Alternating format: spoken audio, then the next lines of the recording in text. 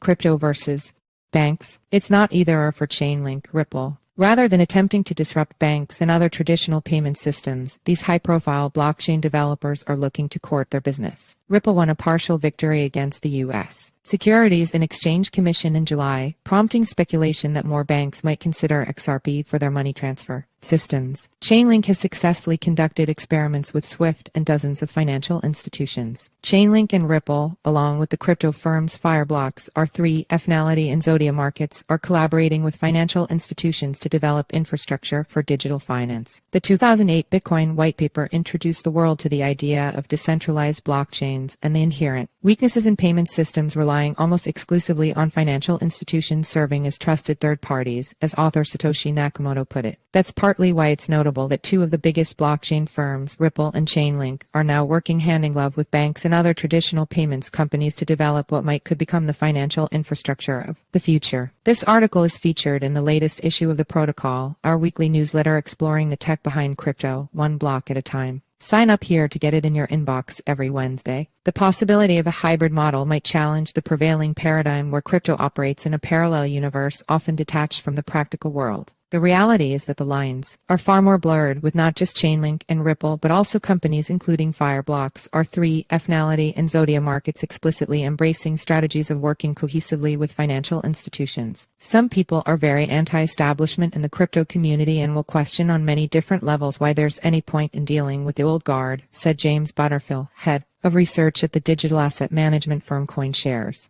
Ripple, whose CTO David Schwartz was one of the original architects of the XRP Ledger blockchain, says on its website it wants to enable global financial institutions to move, manage, and tokenize value. The company is renewing its push to be seen as an innovator after winning a partial victory against the U.S. Securities and Exchange Commission in July.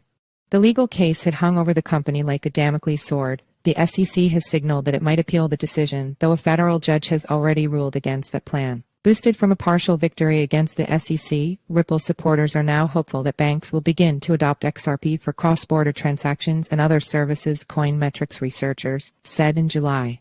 Central banks have been looking into central bank digital currencies, and a Bank for International Settlements survey showed that in 2022, some 93% of central banks were engaged in some form of CBDC work. For Ripple, it's not competition but an opportunity. In May, the company started a CBDC platform that will allow central banks to issue their own CBDC. In July, the Pacific island of Palau started a stablecoin trial on the XRP ledger. Ripple, which contributes to the ledger, had been providing technical assistance and personnel, and Palau leveraged Ripple's CBDC platform, a company press release said. Chainlink, a blockchain data oracle that figures large as a source of cryptocurrency price feeds for many decentralized finance protocols, has broadened its strategy to cooperate with the traditional system via partnerships. In September 2022, Chainlink announced it was partnering with SWIFT, an interbank messaging platform, to instruct on-chain token transfers using Chainlink's cross-chain interoperability protocol. In June this year, SWIFT announced it would not only use Chainlink CSIP, but also test connecting over a dozen financial institutions to blockchain networks and experiments. The names included traditional finance heavyweights Depository Trust and Clearing Corporation DTCC, Australia and New Zealand Banking Group Limited ANZ, BNP Paribas, BNY Mellon, CD Clearstream, Euroclear, and Lloyds Banking Group. By August, the project had been successfully completed.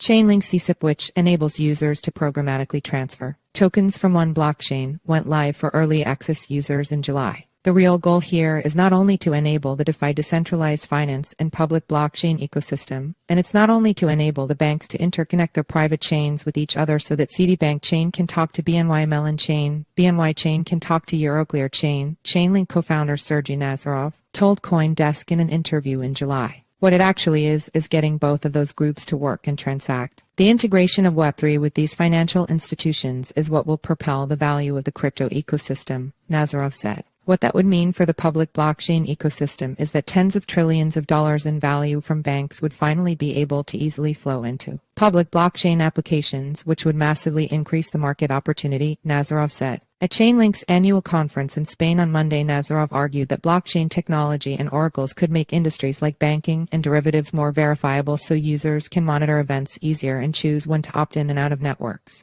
Firstly, everyone who's in the system would know what they're entering when they do business or put their value in one of these organizations, he said. Second, then everyone would know at the same speed as the people in the organization about what's going on with their values. And third of all, if they didn't like what they saw, they could leave.